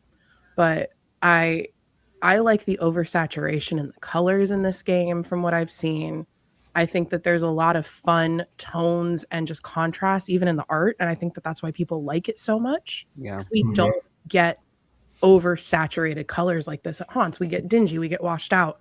Yeah. This is very different. And I think that it might almost feel like a palette cleanser among the carnival that we're kind of going around. And it feels like they're almost kind of attacking this as like, how can they make it an original with just like putting the characters in there a little bit, just based on how Ramon was kind of talking about it. So yeah. I'll just piggyback off of that because I agree with all of that reasoning. I definitely feel like I'm more excited now than I was during speculation. And a big part of that for me too was seeing the mask mock-ups, well, the pictures of the masks that they displayed during the UK events. If you guys haven't seen those pictures yet, it's a very cool set of masks, specifically that character all the way on the right that you see, the kind of like half vegetable, half animal creation that's going on there. It looks very, very cool. So who knows? This might be a sleeper hit Scare Zone. I'm going to go in a little bit more optimistic after what we've seen. For sure. And just since you brought it up, we are going to do a separate live/podcast on all the behind the scenes looks once we have them all. So we're not going to show anything quite yet, but we know there's an embargo for the full panel and everything that they saw at some point next month. So at that point, we'll do a full live and podcast going over everything. So not including those quite yet. I will give my opinions on this after we go over some of the details we received. First, from Mike Aiello, with the most corporate thing he might have ever said in his life. Our partnership with Epic Games has been fantastic, and not only bringing Fortnitemares to HHN with the zone, but collectively making sure how it's adapted can ensure its Scare Zone status. Creative design, costuming, and technical teams have truly brought something unique and fun to the table while still achieving scares that satisfies the chaos of Fortnitemares and the Halloween horrors of HHN. Hashtag HHN35. I get it. Now. It's what you got to do, Mike. I get it. This one means a little bit more. Ramon says Fortnitemares is coming to HHN35. Dylan Colath and I had an absolute blast adapting this property into a scare zone. This experience blends classic Halloween textures with a high-energy, tech-driven thematic that is synonymous with the brand, all while layering the scares. So I will say he is maybe a bit PR about it, but the big thing here, Ramon, show director, Dylan Kolak, designer. Yeah. Pretty nice combo. This is literally the combo who brought you El Artista, Spanish Haunting last year. Don't hate to see that. I'll say that much. Yeah. That also played into my optimism a little bit more. There were a few more details that I don't have, but basically he delves into that it is very tech driven and that they're going to have a lot of fun with the effects. And in scare zones, especially, I like to hear that because we get that in houses a lot where they try to break those boundaries. But in scare zones, not really. They never really try to push it too far. But it sounds like with this scare zone, they really will attempt that. So that part is exciting. Yeah. Will this be my least type scare zone? Yeah, absolutely. But even it's something to look forward to, at least. Even with how optimistic I just sounded, this is for out of it doesn't matter. Yeah, and that's just because I'm not excited to see it. I'm more optimistic. I'm not shitting on it like I was before. And it's not just, trying to find something nice to say about it. I just researched it a little bit and I was like, you know what? I can see how it would work, especially I've seen some comments, it's a carnival this year. It's going to be bright. It's bright, but it's an old carnival. It's all washed. It's all decrepit. None of this is that. This is bright. This is saturation 100. Like, that is not what we normally get unless you're in like a UV zone or like a UV chroma depth house, you know? Mm-hmm. All right, so let's go to the comments before moving on from this one. Keith, what's up? Thanks for joining us. I want to say boo, but the key art is great. It is. Ollie says Fortnite having some of the best merch is crazy. Mm-hmm. Seriously. Yeah. Still not going to buy it. Dre says, I think Fortnitemares will be fun and not scary, giving it a chance, which, to be fair, we should all give it a chance at the end of the day. Right. And then if we hate it, well, then we hate it. Then we hate it, fine. yeah. That's art. I'll pretend I'm excited for this. Yay. I never said excited. I said optimistic. Remember that, guys. Don't put words in my mouth. Maybe I said excited on accident. I meant optimistic. Bethany says, was not excited, but Ramon and Dylan. Got to give it a chance. Tried and true duo. Mm-hmm. Wyatt the Park says, weird to me that Fortnite themselves haven't posted or acknowledged. Yeah, and some people are thinking that's because more is to come on that end, which we'll see. That'd be cool. We'll see. It isn't my thing, but I'm going to let them cook. It could be fun. Yeah, that's a good way to put it. Yeah. Yep. Agreed, Snake. just stretching to find anything positive to say. Yeah. I can just shit on things. Would you guys like that more? Trying to give an actual thought I was having recently about it. I was proud of you, Jess. Don't let the comments get I you. wasn't blowing smoke up anyone's ass. That was like a legit. I had a shift in the last couple of days because I actually tried to do some research. But fine, shit on me all you want. Let us grow. Scott says, has anyone figured out what the 7 will be? It's an L? upside down L. Thank you very much, Scott. That's no. I don't think we know. The L stands for Jess loves this zone now. Yeah. No, it stands for how many more days till HHN? Don't know what I'm talking about? Go to TikTok. In 2 days. All right, so I think we're going to wrap Fortnitemares up right there. We do have another Orlando scare zone to go over, and that is Downtown Clowntown, featuring Art the Clown and Killer Klowns from Outer Space. Also coming to a TikTok near you. Oh, choo choo hotline, choo choo. What's up, hotline? Oh, you missed it, John. We got so many trains this year in Orlando. Well, everywhere, but specifically in Orlando. We're taking the train. We're taking the crazy train over to the Michael B. Jordan train. Hope your Metro card is loaded because we've got trains. We also have the train from Back to the Future 3 in the park. There's just trains everywhere. Wow. Universal Orlando is the train theme park capital of the world this year.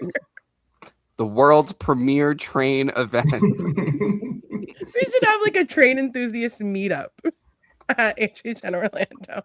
Are we all train enthusiasts now this year? No, I don't think so. I think we are. I just like saying choo choo. I love trains. Trains music by Slash. Oh no. All right, we're getting back to the scare zone. I don't want to hear about Trains music by Slash anymore. So there was a confirmation that Killer Klowns from Outer Space would be at the event. At that point, they had not said where. Well, this is where. It's going to be in the scare zone. It's not going to be a separate street experience. They are not going to be roaming. They are going to be in the scare zone, downtown Clowntown, as well as Art the Clown. Some info about this from Ramon. When the Infernal Carnival of Nightmares rolls into the streets of New York, a maniacal troupe of clowns take over the city and convert it into downtown Clowntown. As you traverse through... We can't laugh every time we say that. I'm going to. I've held it together, and I haven't said what I actually have been calling it privately yet. As you traverse through each distinct borough, you will face clowns of different origin as chaos fills the air.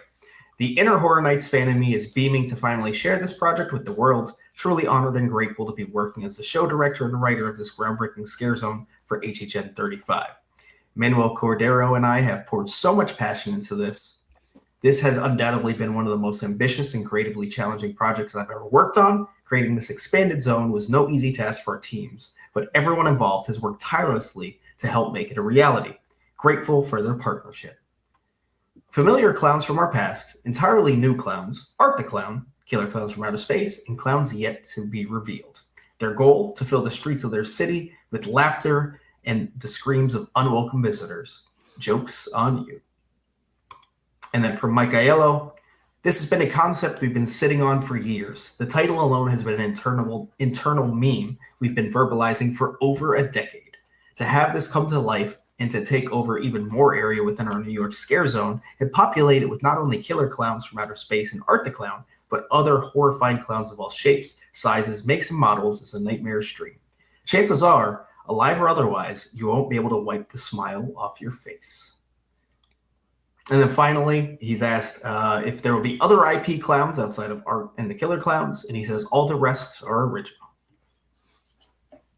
Yeah, I saw lots of like instant speculation that we'd be seeing Pennywise and that we'd be seeing other clowns, and they would absolutely market that and let us know if they were coming. They wouldn't sit on that. There's no way that IPs would like be okay with other IPs like being omitted. You know, like it's not happening. Just like IPs aren't popping up in Fortnite without a contract. Yeah. So this is it. And they said this is it. And wow, am I excited for this. Mm-hmm. Oh, yeah. Are we getting into that? Do you want to talk about anything else we know about this already, or construction? Yeah, you can. We're gonna go over the pictures not just later, construction, but what they told us. Never mind. Nothing. Cryptic. As you were saying, we'll talk about it. As you were saying, Duff, what were you saying?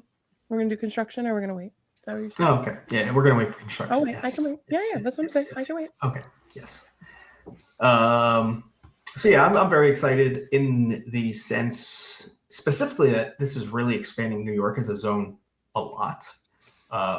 This is going to go down Delancey. It's going to wrap around down. It seems like it's going to utilize Sting Alley.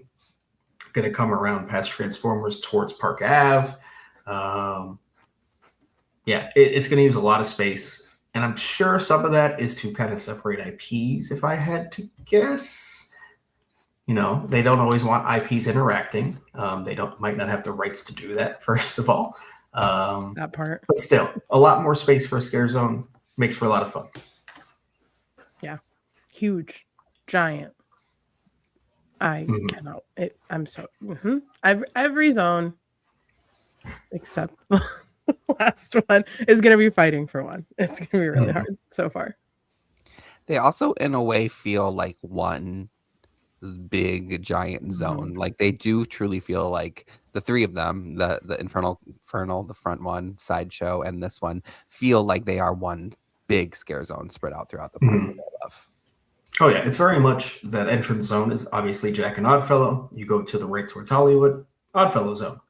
You go towards New York, Jack zone. Sinister and Surreal, welcome back. Basically, yeah, we'll say that. To me, it feels like the carnival is like literally like a living, breathing thing. And there's the downtown of the carnival. There's the heart of it. There's the junkyard. We don't really hang out in the junkyard. And then Fortnite's like, well, who's that? Those are the guys on their smoke break. We leave them alone. The storm's going on. They're like, whoa, man. What that? Are they smoking on their smoke break? Good Lord. look at the tomato head thing. Like that is definitely on a substance. Yes. It's just kind of cool, yeah. Unrelated, but I see a TikTok. Everyone dresses conductors for Premium Scream Night. Are we going to Premium Scream Night, Dove? No, but we can use it another night. Okay. Spoiler alert, if you haven't bought your ticket for Premium Scream Night, you're not going to the one in August. It's sold out. Good thing I wasn't anyways. Just for the chat. I'm busy. Some of these comments are wild. Oh yeah. I hope we see the clowns from HHN 24's Giggles and Gore. Yes, chemo. Hell yeah. I want all the clowns. Hell yeah. I want a Treek. I want a Foon. I want. What else? What else? I want chainsaws. Well, we know that the chainsaws are coming back, and we've seen concept art for them. I wasn't going to talk about that until when we talk about behind the scenes. But saying. yes, those costumes look incredible. More clowns. Or clowns.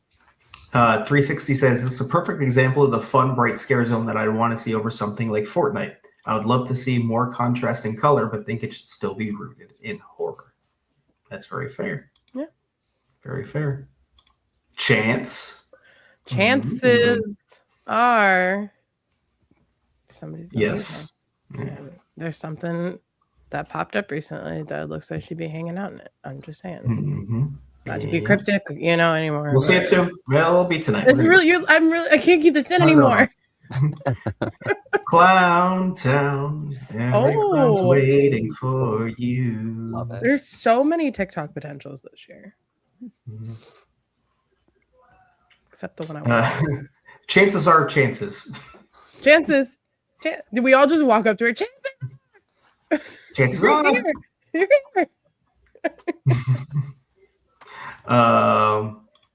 Clownzilla will hopefully make an appearance. Yeah, that'd be fun. That would be fun. Don't know where they put them, but that'd be a lot of fun. Inflatable one? On the top of the buildings, like they're doing with monsters for Monsters and Minions or whatever. That Monsters and Minions and Mayhem. Jack presents 25 years. Minions and Mayhem. The Minions version of that house. Minions tonight. No, Forrest. Nope. No. No. No. What I've been calling it. That's worse than what I've been calling it. I feel like I need to grab like a spray bottle. Yeah. We'll time you out. Yeah. Yeah, I'm going to be singing Clowntown for a long time now. Thanks, John. Look what you've done. Jeez. So for now, we're going to move on from Clowntown, but we'll talk about it in a little bit and go to our last announcement, if you will. And that is going to be 3 separate announcements, the first of which being Dead Coconut Club Harvest. So the overlay for the Halloween season of Dead Coconut Club in Orlando will obviously be alien themed. So much sci-fi. I'm into it. I'm definitely into it. I'm not sure who I was talking with this about, but because it's the harvest, but it's like the description read that it's like a harvest festival in a town that's happening, and the aliens are invading during that harvest festival. And you know how Dead Coconut or Red Coconut is 2 floors. I'm thinking we're gonna see Harvest Festival on the 1st floor, and then aliens starting to attack, but like kind of in disguise. And then I think the 2nd floor is when it's gonna be revealed that the little green men are running the show. I think I'd love that. So we have little green men and little gray aliens this year. I think that the Charles Gray wouldn't allow them to appear. I think that it was too much money. The greens and the grays. Like West Side Story out in the streets between the aliens. I have a question for you though. If aliens are on the 2nd floor, what replaces the Slinkies? Because I will not go up there if there's nothing for me to stand up and boing. It's just hanging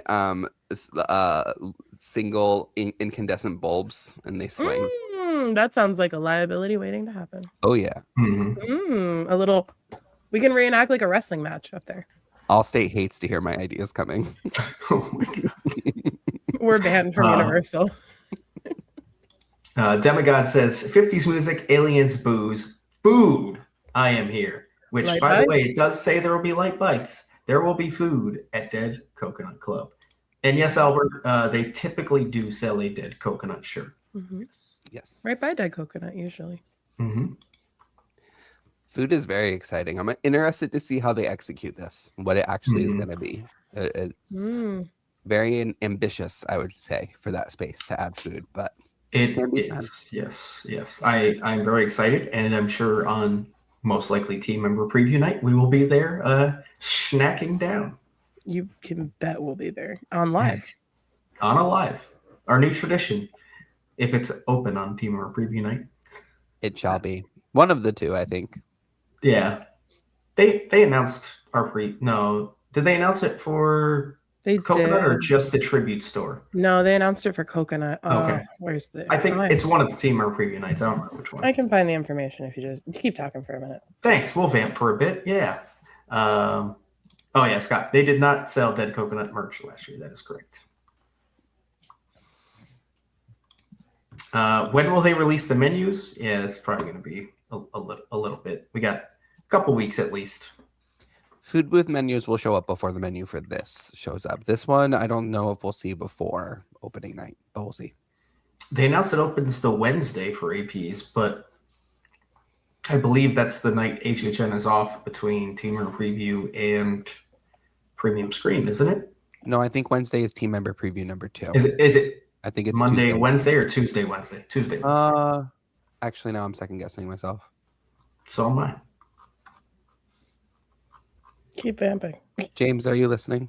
Can you answer this for us? I'm doing great. Okay, wait. I will say it's probably not Margaritaville because it won't share kitchen space with that at all. It'll be something closer if it does share food.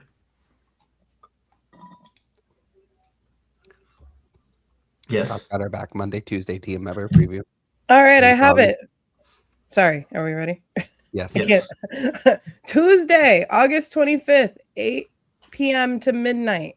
And Friday, August 28th from 3 to 4. That changed because originally they said the 29th and everybody was questioning how it was going to be a preview on Saturday. So on Tuesday, the second night of Team Member Preview.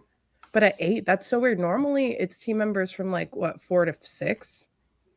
And then it opens not 8. Wait, is that for team members or for us? That's for pass holders. I'm on the pass holder benefit. Yeah, I think that's what it was last year. Remember? No, we got in at 6. We did, but we weren't supposed to. They opened it up early. Oh, okay. Whatever. So it's supposed to be team members first, and they opened up early to everyone. Well, to pass holders. Gotcha. All right. Weird. It's not opening Thursday though. Yeah, Keith, it is not. Maybe they will. Maybe they might do a soft opening. That is possible. Maybe it's not going great the first night at preview with the food, and they need another stress test. I'll just briefly mention too, since we're talking about City Walk, I don't think we've seen this really posted anywhere, but there are some bands that have started to post that they are confirmed to be entertainment during Halloween in City Walk, and they are spooky themed bands. One of them I saw, they're called Nightshades. They were at what's Six Flags spooky event? What's it called? Fright Fest. Oh, Fright Fest. Fright Fest. They were at Fright Fest in Atlanta last year for their whole season, and now they're booked for 4 or 5 dates in City Walk throughout the whole season. So it seems like there's going to be a lot more happening in City Walk this year. Food and Dead Cocoa, live entertainment. Who knows what else? It'll be they're prepping to take the tribute store out there, Jess. They've heard my call. I'm going to start charging royalties for these ideas. You should. Moving on to our next announcement. It's going to be H Street Experience returning. Mel's Drive-In Zombies. Same exact key art as last year, it seems. And honestly, I wouldn't expect this to change at all, which is fine. I think it was fine the way it was. It's just a small side experience. Maybe plus it a bit in maybe set pieces or maybe more skaters, something like that. I feel like it's more so just entertainment for people who are inside of Mel's more than anything else, watching them out the windows. Yeah, I don't know. I was entertained walking by. Yeah, they would come running or skating at us. I just want more skaters. I think that would be a good way to plus it because I think it's a fine because it's not a scare zone. It is an experience. There's no expectations besides zombies on skates for me. Or maybe let them take it up a notch and do what Hollow Scream does with the sliders with the sparks or something like that. I don't know if that fits the theme though. I want sliders. I love sliders, but yeah, that's more so what I meant. I want sliders at our event. The letters with their lights out spell Riv. I was dying over the Riv. RV. Spell RV. So that's what we want, an RV in the Mel zone. And we do have another returning street experience, which is much more exciting for this podcast specifically, and that's going to be Club Horror. I will say, a little surprised that this is also just the same exact key art. Yeah. Hopefully it does have slight changes thematically, because honestly, this isn't exactly what it looked like anyways. I guess the dancers are pretty close, but otherwise it's not like this wasn't the aesthetic necessarily either. So hopefully a little bit different. Yeah. I'm still waiting for the announcement of our Pumpkin Lord hailing over Club Horror. DJ Pumpkin Lord. They've said where he's at. Yeah, I don't want to hear it. Oh, they've already said it. Sorry. La la la la la la. He's not partying in the club. No. But we don't know that. Could be both. He could be in the house and in the zone. The rules are made up and the points don't matter. We have the idea. He's right. Mikey's right. Can you imagine her rolling it back? Elsa strict on the track. James would love that, by the way. I just have to say that. I want to throw it back at Elsa. I hope I'll bring this up because bring the beer truck back to Club Horror and be set all season. I am excited for that in the sense that last year the beer options were trash and this was the only one that had decent options. I think for financial reasons for Universal, it should probably be a full bar. I think that would bring them more revenue. However, I don't mind the shorter lines to get better beer. So, and with what we mentioned with Finnegan's being closed, I feel like the more places that they can put liquor, the better. I think that I think that they have been slowly trying to get to a point where every bar is back to having like that option with like it felt like last year there were so many more that had like hand poured liquor. Definitely. Yeah. And I think that's going to grow even more, like Mike was saying. The giant plastic furniture over there was great, like having an HHN living room. Yeah. It's a good point. I just don't want to hear Golden anymore. Yeah, that's a good point, Scott. But Shea Alcatraz right across the street probably only beer again because that would hurt their sales. I didn't think about that. Although they get busy enough. I don't know. Like, again, I'm not complaining because it was a shorter line for me. I'm just saying it makes sense for Universal to include liquor there. Peacock Bar, Lombard's Bar, has trusses up right now. Yeah, well, we're going to hit that soon. But yes. Okay, but I think that's there's your answer. That would be nice. That'd be nice. So leave this as its beer cart, beer truck, beer trailer, whatever, and then have Lombard's back. Mm-hmm.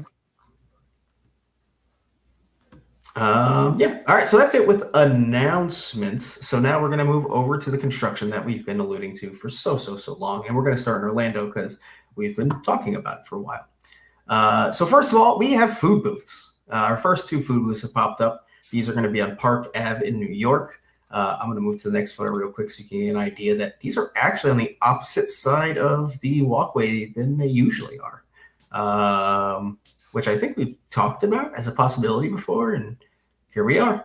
Mm-hmm. They're here. But they are going to be Jack and Oddfellow themed.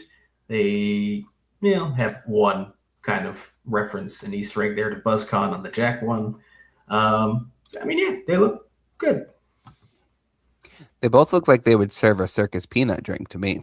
No. Mm-hmm. No. Maybe an awful hot dog. Yes, Keith. They are on the side where the tables would be on that sidewalk. Mm-hmm. Yeah, interesting.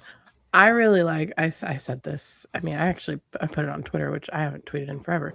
I like, and it's such. You would think that it's such a simple. We keep saying this year. It's such a simple thought, but I haven't thought about it. But like the fact that Oddfellows is so like neat, put together, controlled, and Jack's is quite literally a bunch of boxes that he slammed together to make a food booth. Like chaos of it all. Even the food booths are the chaos and the control, and that's just really cool to see even now in the construction season. Mm-hmm. So true. No, Albert, because Orlando actually cares about their food options, unlike Hollywood. God, I can't. The food in Hollywood is never No. Oh, it's great for us because we do RIP tour, and that's a great buffet. I love it. When we go to the park during the daytime, it's hard to find something to eat. Yeah. It's a little better with Nintendo. I will give them that now. But when we first started going, oof, like old Orlando food. Welcome back, Carnival Dog. I hope not. That plus the circus peanut drink are going to send me into a tizzy. Oh, don't say that. Oh, circus peanut. You remember when Wade said, "Hey, I'll order the circus peanut." We're like, "You are?" And he said, "Yeah, I'm gonna order it." And then he ended up chugging it because it was so bad he just wanted it gone. Mm-hmm. He said, "I'm just gonna get rid of this." Go. Yep. He said, "How quickly can I get this over with?" That's him. All right, moving on to the next thing. And food booths are exciting, but it's just 2 quick peeks here. This is kind of a bigger thing because we knew food booths would come. This is interesting. That stage that's been out there that we've been like, this looks interesting. It's really starting to get more of the clown takeover vibe for sure. That they have taken over the city and it's now downtown Clowntown. And we have 2 tents on this stage. We'll get a better look at the tents here. Exciting. We obviously know these will be used as a stage and characters will come out of these tents, I would have to assume. I would hope so. Or something's back there. Someone's going to get messed up back there. Mm-hmm. But I have 2 things to say. Chances are, I think the blue one's hers. But also, his and hers matching tents is what it's giving. Mm-hmm. And then actually, I have a third thing. I did also text this to us privately. Wow, we are living in the announcement commercials. Yeah. There's my third thing. I'm done now. When I first saw this morning, my first thought was, is Oddfellow also going to be in this zone? Is one for Jack and one for Oddfellow? But Chance makes so much more sense with the color scheme. Yeah. And then they keep Oddfellow over in Hollywood and they let Jack be with the clowns and Chance be with the clowns. Yep. Mm-hmm. Are those colors matching any of the tents from the IP videos? I think technically the red and yellow does. The blue and white, maybe. There was one that was like a darker color, like dark gray it looked like, but it could have been blue too. Was Sinners not blue? I thought Sinners was blue and white. Was it blue? Maybe. Yeah, whatever.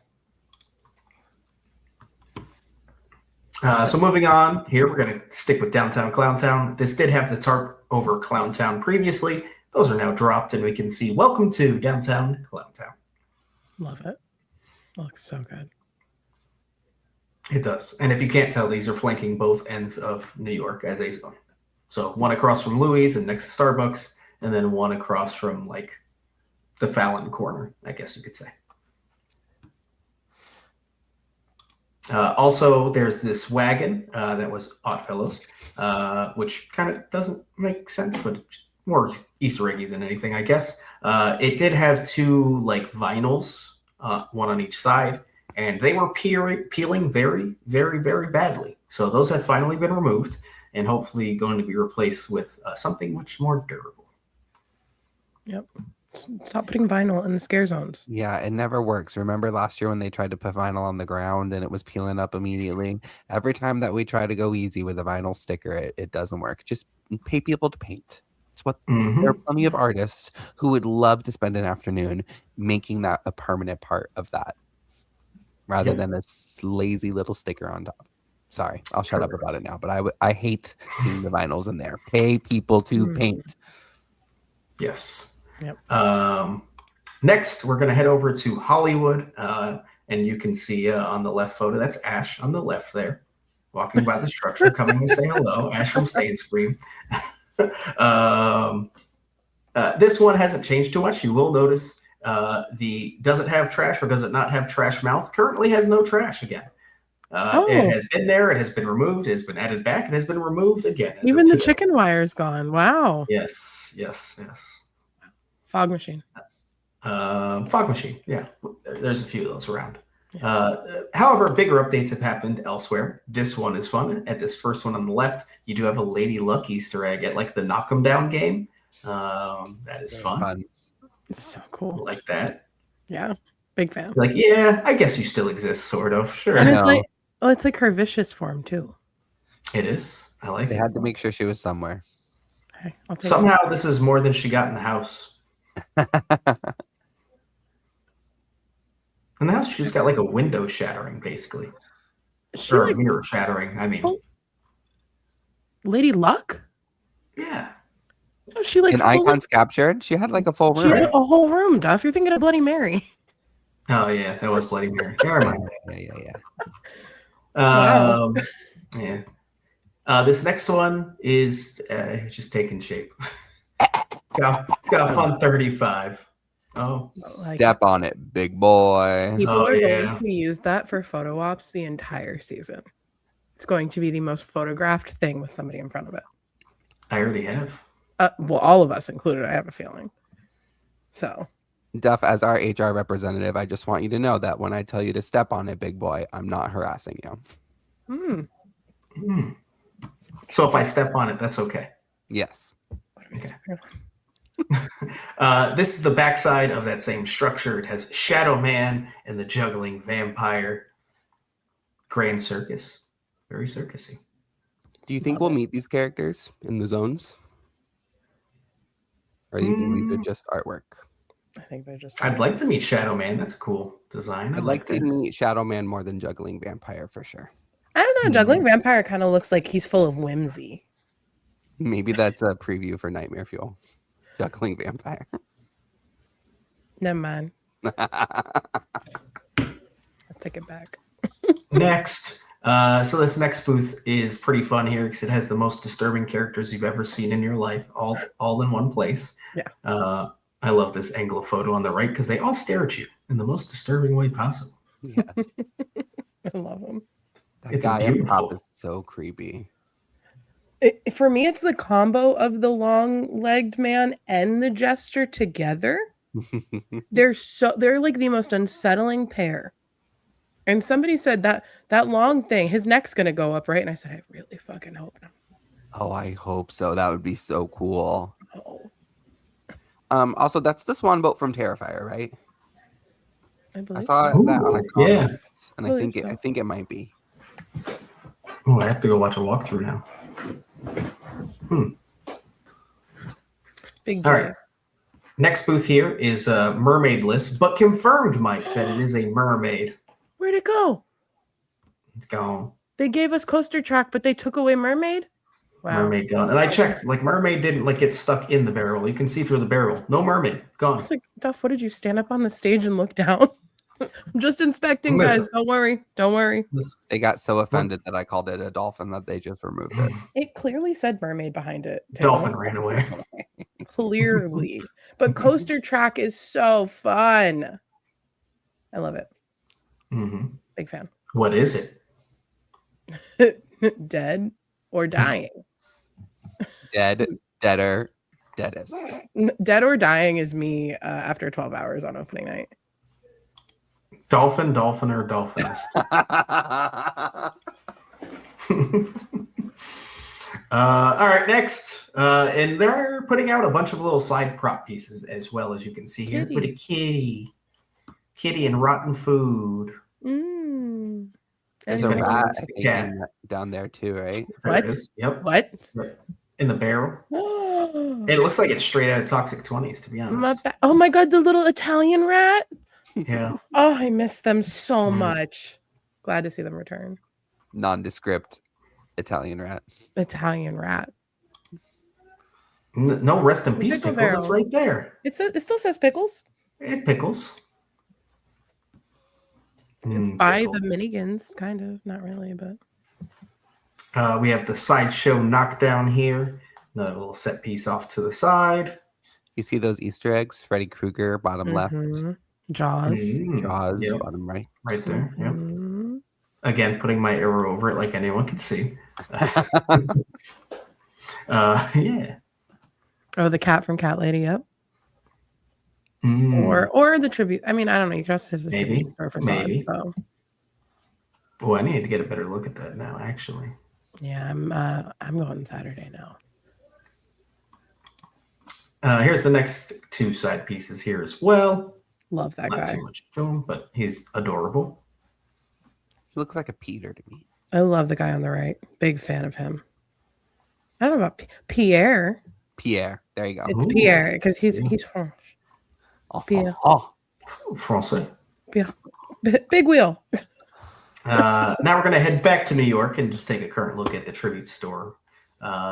It's back in its location, and that's all that matters. I don't even care how it looks at this point, but it does, it looks kind of cool, I guess. It's giving very theater vibes.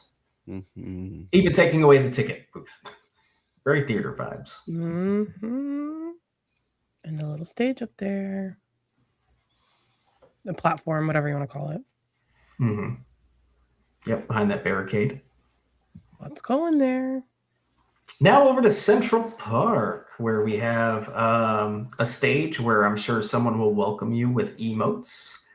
That'll be great. It'll be underlit, fog. I think that's where all the emotes are going to be, because I don't think some of them are going to be very safe to do down on the floor. Mm-hmm. So I think we're going to get a couple of these throughout. Somebody also had a theory, I can't remember who, that they could put the banana like kind of behind the fence and like up and back a little bit on the grass, like the bigger characters. I was like, that's so interesting, because apparently he has like a thing he does. His emote involves his body. I don't know. I was watching a video and I did not get enough information, but I thought it was an interesting idea. The Duff flossing stage. Oh, jeez. Yep. Yeah, I don't like getting kicked out, so I'll just floss on the ground, actually. We'll put you on the stage in post. What if we hand out flossers in this scare zone? Branded flossers. All right, I'll see myself out. Have a good night, everyone. Bye. Bye, Mike. There's also another set piece. This is on the exact opposite end of Central Park here. I guess it's Fortnite-y because it's like building the wall. And I guess that creature is Fortnitemares-esque. I don't know, man. Is that a creature or is that just a vine? Or that, I don't know. I don't know. It gives the monster from Minions and Monsters. It does. Somebody tried to okay, so again, I watched a video somewhere where somebody said that it was possibly from last year's Fortnitemares, which was Doja Cat somehow. There was like a skin or something with her. I don't remember. It's a vine. The vine spell icons. Meow. That was my best Doja. Okay, I'll take it. Yeah, color. And finally, we have gotten to our Lombards Peacock Bar, whatever the hell it's going to be. But this was not here last year. And now there is kind of that entranceway and lighting rigs throughout the space as well. That would lead us to believe that something will be in this space. Hopefully, bars. But without Fanta, please. Because 33's version. And without that fucking pumpkin man. David S. Pumpkins. No, we don't say his name. He'll appear. He's like Beetlejuice. I don't want him. I want like Club Horror the bar. Or Kitty Cat Club. That would be fun. Keith. Wow. Good call. Good pull. Well, I don't know if it's a good call, but I'd like to see it. Good pull. I like that idea. And then we have our entrance arch with its light up. The interesting thing about this one, we can talk about it a little bit, even though we're not going to show the concept art. There is concept art of what this will look like. It will not be a platform on the top like we've seen in the past. Instead, it will be flanked on those side pieces with Jack and Oddfellow, and it will be a huge tent. Huge. On top of the neon sign. Huge. Mm-hmm. Huge. And the concept art. Sorry to interrupt you, Jess, but if they execute that concept art, it is going to be incredible. If they even execute half of its potential, it will be incredible. Yeah. Because I think like the truss feels a little shorter than previous years. So everybody was questioning it, myself included. But that plus the character concepts below it, and the usher's supposed to be up here taking tickets. He's on stilts in the concept art. Like, there's just some cool stuff that they're trying to do apparently, and I'm all for it, especially in an entrance zone. Mm-hmm. Definitely. Something new. I'm excited. Makes me wonder if we could see other icons on stilts. Are they going to bring back the Jacks on stilts from the parade? That'd be fun. You know who else had a stilt character, Mike? Who? The caretaker. Daddy Kane. Tall daddy. Ooh. And this is fun. On the left here, we have a new HHN 35 Partner Dust sign. And on the right, all around World Expo, they now have red and purple. It kind of comes across as orange and pink in the photo. I promise they are red and purple lights. You can tell better if you look inside the vacation booth thing, the red color. So cool. The themed A-frame is really fun. Yes. I have one issue with it. What? It doesn't say that it's preparing for the world's premiere. You're right. How dare they upgrade it from the, what was it? What was it before Worlds? Nations. The Nations to the Nations World. premiere. Take it off. Yeah. Nations premiere. Doesn't make sense. But you know, I might take this over that. I might, because it's themed and I'm in my brain. I just and this lighting, wow. Yeah, great picture. Whoever took this. You're welcome.